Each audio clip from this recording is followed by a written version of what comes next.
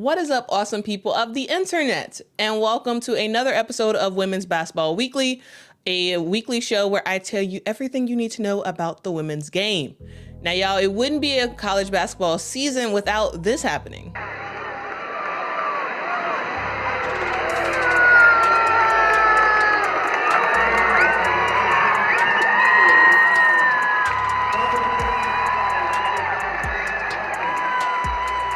That was Kim Mulkey getting ejected yesterday in a game versus Northwestern State. A game, might I add, that the Tigers were actually winning at the time 71-30 when this all happened. So what exactly happened? Let's break it down. So there was a fast break play in the fourth quarter, and Anita Baker was going up for a layup and ended up being called for a charge. Now, the call itself I thought was pretty debatable because I wasn't quite sure if the defender got to her spot in time, but Kim Mulkey, of course, disagreed with a play call. She wanted a blocking call to be called instead, or at least a no call, not the charge, getting 2 quick technicals and being tossed from the game, and even at one point being held back by Angel Reese. Now, she left the game with a noticeable amount of cheers from the home crowd. And here's what both Angel Reese and Kim Mulkey said at the postgame. Angel, how was it having to hold Coach Mulkey back when she got a little heated there? It was fun. I mean, me and Coach Mulkey have similar personalities, and we really like to win no matter the score. And of course, she's going to fight for us, and we all fight for her. So in that moment was fun, and we knew we had her back, and she had our back. Coach, we know you're a bit on the passionate side. Is this the first time you've gotten a double tech and been kicked out, and kind of why with this one did it? Well, I can't talk specifics on why, that we can't talk about officiating. But no, that's not my first time to get tossed. I've been tossed before. Kind of seemed like the energy in the building was maybe lacking a little bit. I didn't get to hear it. I had to leave.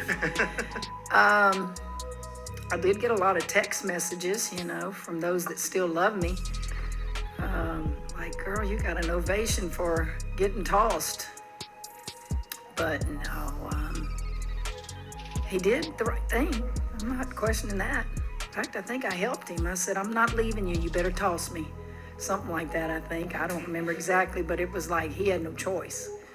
And I appreciate it. I appreciate officials that know what you're trying to do out there. I don't appreciate bad calls, but it's part of coaching, guys. I think it was funny. I think it was Angel. It's Precious. She's pulling me back, and she just finally said, Kramer, come help me. She's calling my son from the stands. It was Precious. I mean, it's just moments like that you'll reflect on when you're a coach. I mean, when you're retired, that you reflect on as a coach. Just fighting for my kid. LSU's assistant coach, Bob Starkey, finished the game to replace Kim Mulkey. Now, here is my theory on what happened. So even though Kim didn't say this in the press conference, I think this was a mix of Kim just wanting to have fun because they were destroying this team. And, Kim Mulkey likes to rile people up at times. But I also think this was Kim signaling to Anita Baker that she has her back and will fight for her. Anita is still new to the team, and I'm sure is still trying to get a feel for everyone. And I wonder if Kim had a bit of strategy there, letting Anita know that she has her back, even if that means Kim Mulkey is getting kicked out of the game. Like, I truly wonder if when we get closer to March, Kim points to the situation and says that it was a strategic act. That's my thoughts. Maybe I'm reading a little bit too much into it, but let me know what you all think about this situation in the comments below. Now, if you're wondering what the final score was, LSU, of course, won this game 81-36 with only one player from Northwestern State scoring in double figures, and Anita Baker and Angel Reese both having a double-double on the game. From LSU to Notre Dame, where the legendary coach Muffet McGraw has been cemented into history, literally. Legendary Notre Dame head coach Muffet McGraw will now be in front of the place where she made so much history as the university unveiled this statue today before today's game against Purdue. McGraw spent 33 seasons at the helm of the Irish after taking over in 1987. During that span, she put together a Hall of Fame career, winning 848 games with Notre Dame, including national titles in 2001 and 2018, as well as 9 Final Four appearances. She's a member of the Naismith Basketball Hall of Fame and was the AP College Basketball Coach of the Year 4 times in her career. Today, a large crowd gathered for the ceremony before tip-off, and former players and university officials spoke about McGraw's legacy before Muffet herself reflected on her time at Notre Dame and the people that helped her along the way, including her family. You cannot get to this point alone. We all have so many people behind us, and Matt has been with me, a great partner. I wish he could be on the statue with me because he's left his legacy already. He was going to leave the green hat, but it's in the car. It may appear at some point. But to all of you, I am so grateful, so blessed to be at the University of Notre Dame, and thank you for your support. Shout out to Coach Muffet McGraw. She really did build a legacy at Notre Dame, and it's cool that the school recognized her efforts with a statue. The unveiling of the statue happened before Notre Dame's game against Purdue, so let's go on to the actual game. The Irish defeated the Boilermakers 76-39, and a fun fact for you, Notre Dame actually defeated Purdue in 2001 to win Muffet McGraw her first national championship. And in my opinion, it was all strategic, kind of cool on Notre Dame's part for scheduling this game against Purdue and also having the statue unveiling at the same time. It's kind of full circle in a way. Freshman phenom Hannah Hidalgo continues to do her thing for Notre Dame. She flirted with a quadruple double, which is like extremely rare in the game. Hannah finished the game with 23 points, 10 rebounds, 8 assists, and 7 steals. A stat line that has not been done for a while. So shout out to Hannah Hidalgo, who has been just doing her thing. And y'all, again, she is a freshman. So keep that in mind. Her teammate Maddie Westbelt continued to do her thing as well with her 5th double-double of the season with 15 points and 12 rebounds. And remember, guys, that while Purdue isn't the toughest competition in the world, Notre Dame is still playing without 4 core players. You have Olivia Miles, Sonia Citron, Emma Reish, and Cassandra Prosper. So there's been lots of players who are stepping up for this team, including Nat Marshall, who has been a very critical player off the bench for the Irish. She finished the game with 14 points, 7 rebounds, an impressive 6 blocked shots. So shout out to Nat, who has really been stepping up over the last several weeks, and she's been doing her thing on the court. Notre Dame is now 8-1 on the season, and they play this Thursday against Western Michigan. Purdue is now 6-5 on the season, and they play Indiana State on Wednesday. Now moving on to the upset of the week. We have Seton Hall versus UNLV. Now, Seton Hall won the game, which is great. But I think the dramatic nature of this upset was the amount of points that they scored. Seton had 84 points to UNLV's 54. Yeah, you heard me right. They beat the then number 23 team in the country by 30 points. Now, this is the largest win that Seton Hall has ever had over a ranked team in program history. So shout out to the Pirates for doing that. And for Seton Hall, they have their defense to thank for this performance. They also benefited from a terrible shooting performance from UNLV. And also, they have a lady named Azana Baines who was really, really good today. So UNLV started this game out very cold. And I mean, very, very, very cold. They only scored 8 points in the first quarter, and they missed their first 11 shots.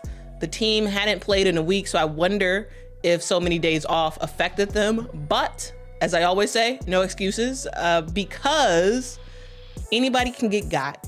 And Seton Hall showed up to play on their home court and really embarrassed UNLV. So, because again, it's not about the fact that UNLV lost. That's not the problem. It was by how bad of a loss and how bad UNLV played, especially in that first quarter. Yes, they got it together and became a little bit more efficient throughout the rest of the game, but you can't start off games like that, especially if you're in the top 25 and you're playing an unranked team, because you are the hunted in that situation. And they are trying to upset you and trying to do their thing and show people that they mean business, and they did that. The player of the game for sure went to Azana Baines, who had herself a game, going 8 for 11 from the field, scoring 22 points and grabbing 11 rebounds. I think just coming into the game, you know, me and my teammates were just locked in, focused. We knew what we had to do. We kind of just stuck to the game plan of like how we thought we were going to, go against them offensively and how we were going to guard them on the defensive end. And I think, everybody was just locked in. That's it. Locked in for sure. I mean, a win by 30 points. What would you attribute you all's success to? Because all across the board, you guys dominated. Honestly, I think everybody just puts in the work. Like anything that we do is not, anything that's just like shocking to us, because every day everybody's in the gym, whether it's before practice, after practice, off days, we're constantly in the gym working on our game and stuff. And in practice we take what we're going over and stuff like that, like as far as scout and everything, we take those things serious. So I think it all just translates over to the court. The 6'1" senior has been doing her thing all season, averaging 15.7 points a game and 6.5 rebounds a game. And the thing that I really, really like about Seton is the fact that they have players who play very, very hard, especially their post players. Now, if you look at their team, Seton Hall is a very undersized team in the post. In their starting lineup, the tallest you have is Azana Baines and Asia Davis, and they're both only 6'1". So pretty short. Yes, the team does have 6'3" Ilyana Loops on the bench, but overall, she doesn't really play a ton. And so Seton has to deal with a very short lineup for most of each game. And they're small, but their bigs really make their presence known in the post, and they're not backing down. And I love to see it. If you're gonna be undersized, at least step up to the plate and show bigger players that you mean business and you are not getting rolled over. And that's exactly what Seton Hall has been doing this season. Overall, this is an upset that has been coming for a while now, because the Pirates have been, right there against some of the top teams in the country. In November, they played both the University of Southern California and Princeton. Against USC, the Pirates played a very, very close game, only losing by 10 points, 64-54. And versus Princeton, the Pirates took it to 2 overtimes and barely lost the game 75-71. They've been knocking on the door of the top 25 and have broken through with this win over UNLV. So shout out to the Pirates for doing their thing. They play again on Wednesday versus Georgetown, and UNLV plays Farley Dickinson on Thursday. And before we get off this subject, I am just wondering, I want to hear from you all. What do you all think about this game? Did you watch it? Let me know your thoughts in the comments below about how good Seton Hall actually is, and also whether or not UNLV should have been ranked in the first place. All right, now on to Arizona. So big news for Arizona fans. 6'4" forward Maya Nnaji is stepping away from basketball to fully pursue becoming a doctor. Arizona women's basketball standout Maya Nnaji is stepping away from the program to focus on academics. Nnaji posted this statement on social media earlier today. She says she needs to reprioritize her life's true purpose, becoming a physician. Nnaji is in the Accelerated Pathway to Medical Education program at the U of A. It's a demanding program that reduces the time to get a medical degree down to 7 years. So Maya came to Arizona back in 2002 as the highest rated prospect to ever go to the school. She attended Arizona partially because her brother played a season for the Wildcats, and she also really liked Arizona's medical program options. I want to be a doctor when I finish playing. And here at Arizona, I was able to get into a program that would allow me to get my spot reserved in medical school right away without having taken MCAT. And then in terms of basketball, Coach Dia is just an amazing person, an amazing coach. And the program is just getting better and better every year. We gotta go, let's go. Her energy is contagious. Her passion and her drive are unmatched. I think anything she wants me to do, I'm fully committed. We created a Nnaji Family Foundation, and basically our goal is to help save lives throughout Nigeria and throughout Africa with sports and education, and give these children opportunities. when I'm done with basketball, I want to be able to touch lives by building clinics, and just helping these people in as many ways as we possibly can. That's like what I want to do, is to use basketball to give myself a platform to help these people, giving these kids opportunities to play sports, and then also helping their families, give them food, give them education, and give them like healthcare. Like, that's huge. That saves lives. That changes the world. And that's what I want to do. So far this season, Maya is averaging 10 points a game, largely as a starter.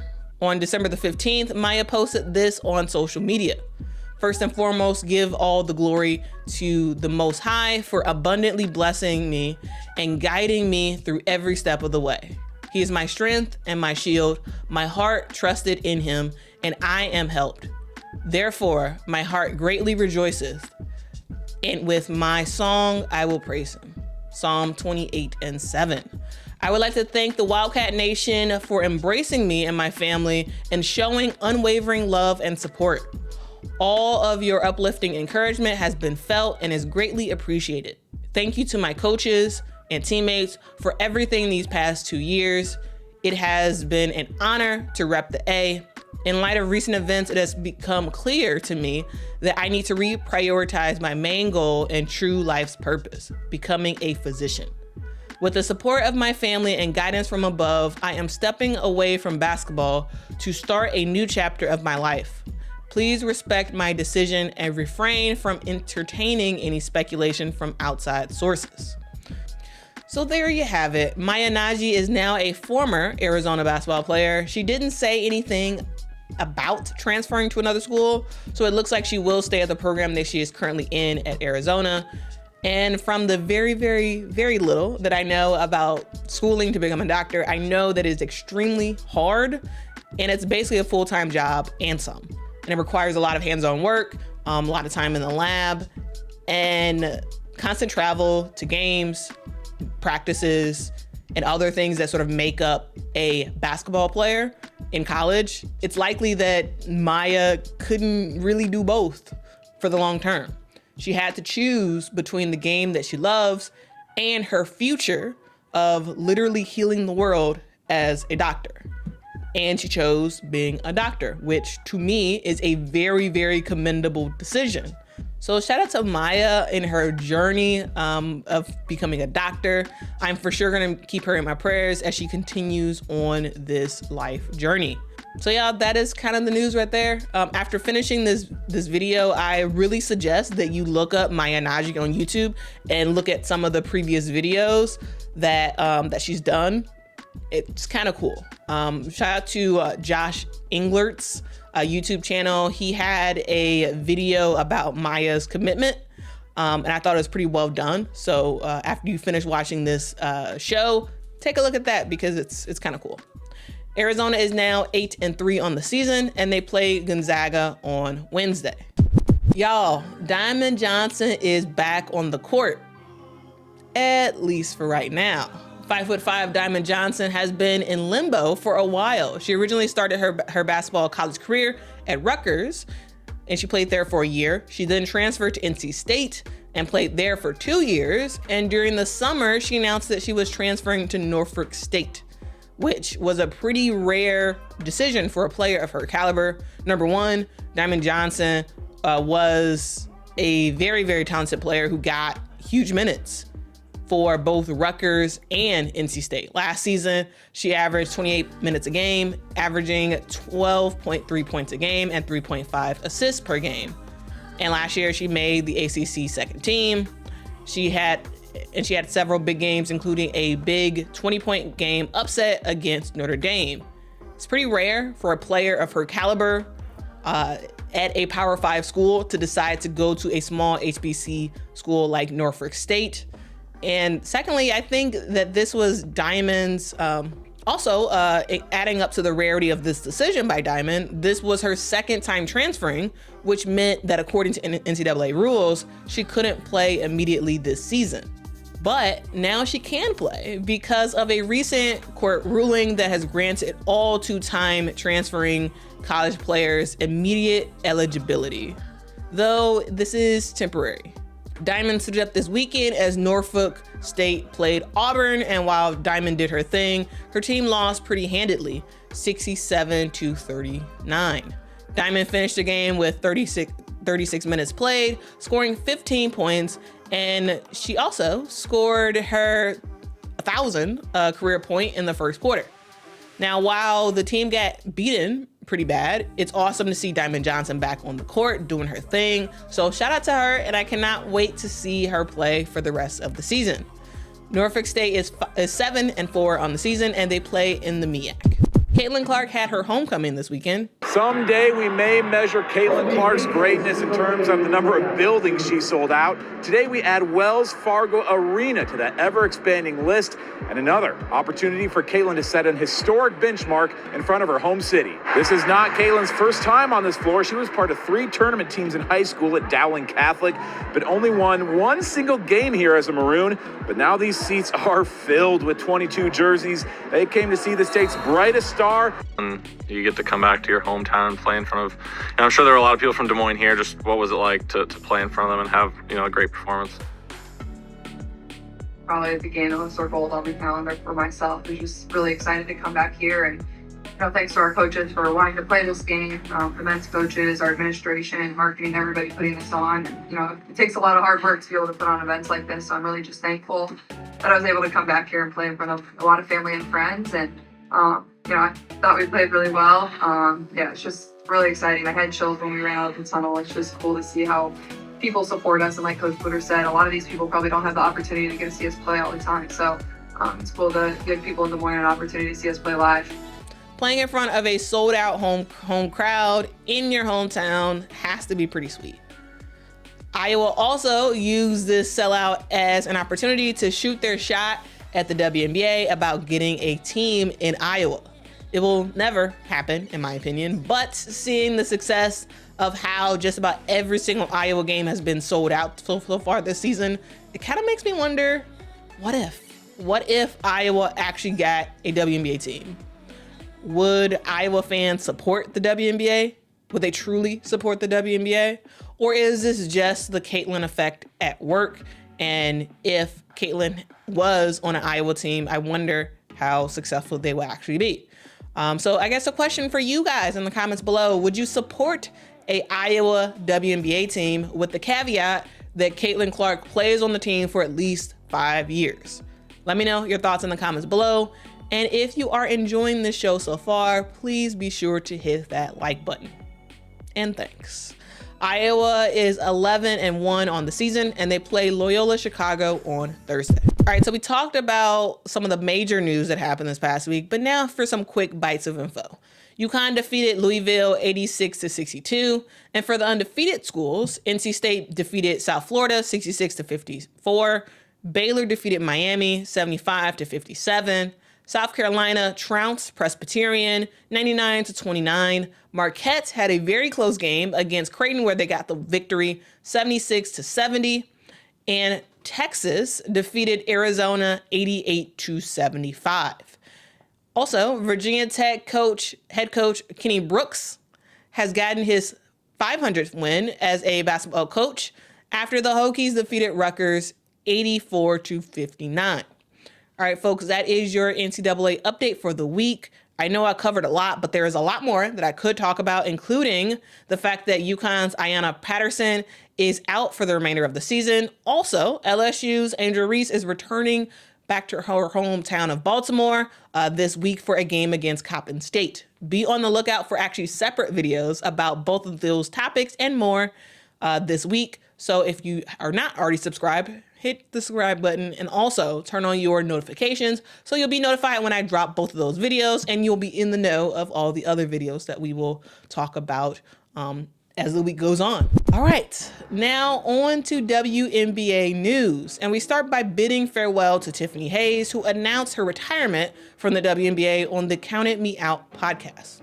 For those who do not know, Tiffany Hayes is a 5'10", 11-year WNBA vet who spent 10 years with the Atlanta Dream and last season with the Connecticut Sun. What we found out on the podcast is that she actually considered retiring before she joined the Connecticut Sun. I gave them 10 years and I'm like, okay, yeah, I'm ready, blah, blah, blah. But I learned also growing up in this game, it is a business and people got to make them decisions. But I also feel like it could happen in a certain way, and I feel like it didn't happen in that way. So with me, low key, I really wanted that to be my last season, but because of injuries and stuff like that, like it was kind of hard to leave like that. And then when you got the people on the other end, not giving me what I thought I earned for the past 10 years. And I'm like, okay, well, I got to go do it I got to end my story how I want to end my story. This past season with the Connecticut Sun, I thought she was really good. She started all 40 games during the regular season. She averaged 12 points a game, including a huge 30-point game against the Liberty in the playoffs. Tiffany Hayes ended up being a great fit, in my opinion, for the Sun, and I personally would have loved to see her play for the Sun this upcoming season. She finished her career averaging 13.6 points a game, 3.3 rebounds, and 2.4 assists across 317 career WNBA games. And she has over 4,000 points scored and 1,000 rebounds in the W. So now that Tiffany has retired from the WNBA, does that mean she's done with basketball? Hold on, because you make it seem like you saying like the end of basketball. I mean, like, I don't even want to. Well, you can still catch me overseas. Okay. But as far as WNBA, is this like that was this right here with the Connecticut Sun was my last season. What? So I just figured I'd just focus on one thing, and then summertime I could turn up my businesses, I could turn up time with my family, and just live life like that. I want to see how that goes. So shout out to Tiffany Hayes for having a very successful 11 years in the W. And y'all, it is very, very hard for players to make it so long in the W, especially as a second round pick, which Tiffany Hayes was. So shout out to her because, it takes a lot to have that amount of longevity in the WNBA. I'm curious, guys. Let me know in the chat. Do you all have a favorite Tiffany Hayes memory? Share your thoughts in the comments below. All right, continuing on the WNBA news, we are almost at January. We're on our march to January, which means that free agency conversations are upon us. They're about to get started. Players can start talking to teams on starting on January the 21st, and actually can start signing with teams on February the 1st. Exciting times, I know.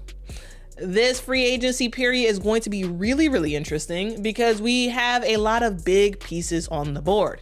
And before we get into some of the big players who are free agents this year, I do want to give a big shout out to Her Hoop Stats for providing an amazing write-up letting you all know who the free agents are. So here are the unrestricted free agents I personally am paying attention to. We start with Alana Smith, who played with the Chicago Sky last season. Selfishly, I hope that she resigns with the Sky because she has proven herself to be a very good player. She may not necessarily be a bona fide starter in the WNBA, but I think she for sure, if she's not a starter, she is for sure a six-man off the bench. And I really, really hope that she signs with the Chicago Sky. We also have Jordan Canada with the Los Angeles Sparks. She played for them last season. I feel like she's going to resign with the LA Sparks because she seems to be a really good fit. So I feel like she'll probably return, but we'll see what happens. We also have Kennedy Carter. She was not on a WNBA team this past season, and I'm wondering, will she get signed somewhere? I hope she does because she's a very talented player. And has been working to try to get back into the league. She is currently playing in China and balling out, she was playing in China and was balling out there until she got hurt. So we'll see if she's able to be healthy by the time that training camp starts, and if she gets picked up for a team. We also have Breanna Stewart, who for sure is going to resign with the New York Liberty. I don't even think that's a question. She's going to resign. We have Syd Colton, who was with the Las Vegas Aces and has been with the Las Vegas Aces for a while. I wonder if they continue to re-sign her. She doesn't play that much, but she is a great locker room player, and she's just brings good vibes to the team. So it feels like they probably will re-sign her, but we'll see what happens. We also have DeWanna Bonner with the Connecticut Sun. It feels like DeWanna will return back to Connecticut, mainly because Alyssa Thomas is still there and she's still under contract. But we'll see what happens. Elena Deladon with the Washington Mystics likely will resign, but we'll see what happens. We have Skylar Diggins-Smith, who was with the Phoenix Mercury last season, though she spent the entire season on maternity leave. We will see where she goes. Selfishly, I very much hope that she goes to Chicago Sky, but we will see. She for sure is not going to return to Phoenix. At least I don't think it's likely that she'll return to Phoenix. So the question is, where will Skylar go? If you have suggestions of where and thoughts of where she will go, put them in the chat. I want to know what you all have to say about Skylar Diggins-Smith. We also have Brittney Griner, also with the Phoenix Mercury. It seems likely that she is going to return to the team. So for the time being, she likely will be a Phoenix Mercury.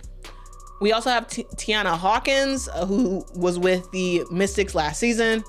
I'm actually really not sure where Tiana Hawkins goes. I think she's a player who could fit for a lot of different systems around the league. So we'll kind of see. Maybe she returns to the Mystics, maybe she doesn't. We also have the Agumake sisters in Chiney and Nneka. For Chiney, I really wonder if she returns to basketball at all, or if she just uses this as sort of her de facto retirement. She's been injured for the last several years. She's had injuries throughout the season and hasn't made it through a full season in a little bit. And so I wonder if she actually returns to the game of basketball, or if she just stays forever as a free agent and just doesn't resign with another team. We also have Nneka Agumake, who, is still balling, still putting up some great numbers. I really wonder if she returns to the Sparks. I hope she does, because it would be great to have Nneka sort of guide Cameron Brink under her wing, assuming that the Sparks pick up Cameron Brink for the WNBA draft. I think it would be nice to have her at least sign a 1-year deal with the Sparks, so she can kind of help develop the next level of the next level of Sparks bigs. That would be kind of cool. We also have Candace Parker, who played with the Aces last season. She did get hurt, so she only played basically half of the season. I hope she returns to the WNBA. We'll see what happens. She may just use this time to retire. She's not sure of what she'll do, so we will see. We'll see what happens. Maybe Candace returns, maybe she doesn't. If you all have predictions, let me know in the comments below. We have Gabby Williams, who is with the Seattle Storm. Tends to be an issue with her returning from overseas play and actually being able to play in the WNBA. So we'll see what happens with her, and we'll see if she gets signed anywhere. Courtney Williams with the Chicago Sky. I thought she had a phenomenal season with the Chicago Sky this past season. We'll see where she goes. It's not a guarantee that she even returns to the Sky, but we will see. We'll see. She for sure is a talented player and will end up somewhere in a good spot. So we'll see what happens with Courtney. And we have Ariel Powers with the Minnesota Lynx. I think for sure she doesn't want to resign back with Minnesota. And so now it's a question of where will Ariel go, because she's a talented player. Very, very talented player. So we will see. So those are the players that I am personally paying attention to. What players are you paying attention to? Let me know your thoughts in the comments below. Also, do you have any general predictions on where players will sign? Again, let me know. And finally, what team is your favorite team in the WNBA and why? All right, thanks in advance for answering my questions. And we wrap up this WNBA section talking about Sydney Colson, who is totally living her best life after winning a WNBA championship. She had her own show with Teresa Plaisance. She has developed a really, really good relationship with Anita Baker, which is pretty cool to see. Sydney was recently on stage with the legendary Anita Baker recently, and here is a video of that.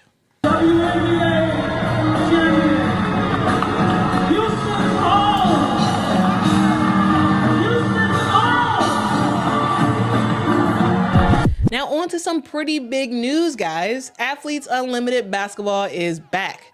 That is right, AU returns for their 3rd season on February the 29th in Dallas.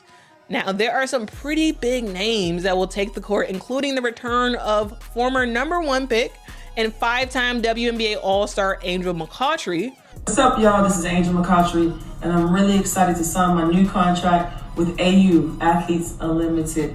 I'm so excited to get back on the court, and I'll see you guys in Dallas. Now, here's what she said about that.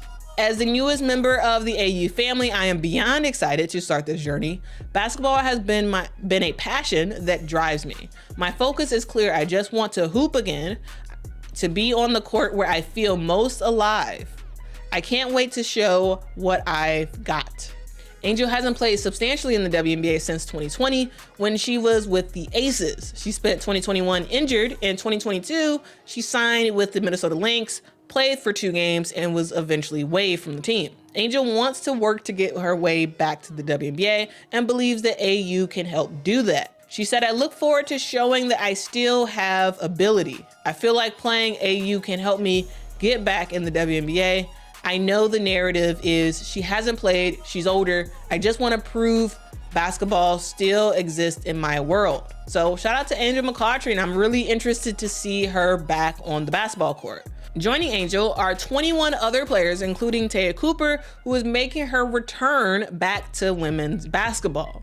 I do have a separate video about Taya Cooper coming out soon, so look out for that. We also have Tiffany Mitchell with the Minnesota Lynx, Zaya Cook with the LA Sparks, Letitia Amihere from the Atlanta Dream, Queen Agbo from the Washington Mystics, and Maddie Siegrist, who will be making their AU basketball debut this season. And returning to AU for another season are, of course, Sydney Colson and Kirsten Bell with the Vegas Aces, Lexi Brown with the LA Sparks, Alicia Gray with the Atlanta Dream, Kelsey Mitchell with the Indiana Fever, and Odyssey Sims with the Dallas Wings. A total of 40 players will lace them up from February the 29th to March the 23rd. All games will take place at Fair Park Coliseum in Dallas, Texas. Season deposits are now being taken. So if y'all live in the Dallas area, I highly recommend y'all get tickets. Maybe eventually AU comes to Chicago. AU, if you're listening, please come to Chicago for one season. But until then, I will be glued to to a television screen watching these games. So shout out to AU for going on their 3rd season. All right, guys, now I have some questions for you. Let me know what you all think. What are your thoughts about some of the players that have already signed with AU? Also, I'm curious, do you all plan to watch any of these games, either online or in person if you live in the Dallas area? Let me know your thoughts in the comments below. And finally, let me know if you all want me to make a explainer video for AU before the season starts. All right, folks, that is the episode. I want to say thank you so much for watching. If you're still watching and you're wondering, hey, what happened to the overseas and history section? Well, this episode was trending a little bit long, and so I cut those 2 sections, and we'll make sure to include them in next week's episode. I do have a question for you all. Is your preference to have each episode be around 30 to 40 minutes, or would you prefer to have longer episodes? I ask because I'm trying to keep the episodes a little short, less than 40 minutes, and I'm wondering if that's what you all want or not. Of course, there's lots more to talk about, and sometimes it feels like an episode needs to be around 60 minutes, which is what today's episode was going to trend to if I included the overseas and history section. And I'm wondering what you all want to see. Is that what you want, or do you want a shorter episode? Let me know your thoughts in the comments below. I thank you all so much for watching this video. There's lots more that we could talk about, but we're not going to get to everything today. But I appreciate you all for rocking with me. Please hit that like button. Please subscribe to this channel. There's lots more that we could talk about, so stay in contact, because I will be dropping some videos about UConn, about LSU, about the WNBA's new schedule that they just released today, as well as a deep dive into the expansion draft.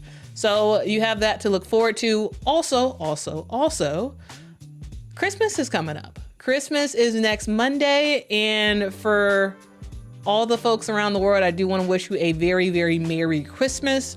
I pray that you have a very safe, enjoyable Christmas, and that you remember what Christmas is actually all about. Yeah, Santa Claus is great, presents is great, all that good stuff. But if it wasn't for Jesus, there would be none of that. So keep that in mind as you celebrate Christmas this upcoming Monday. Also, I keep saying also because that is the word of the day, I guess. I do want to ask you all, I want to do a poll. So check my communities tab for a poll. I want to know what you all want to see for next week. Next Monday is Christmas. So do you want to have the full episode be released on Sunday? Let me know your thoughts in the comments below. Thank you so much. And until next time, guys. Bye.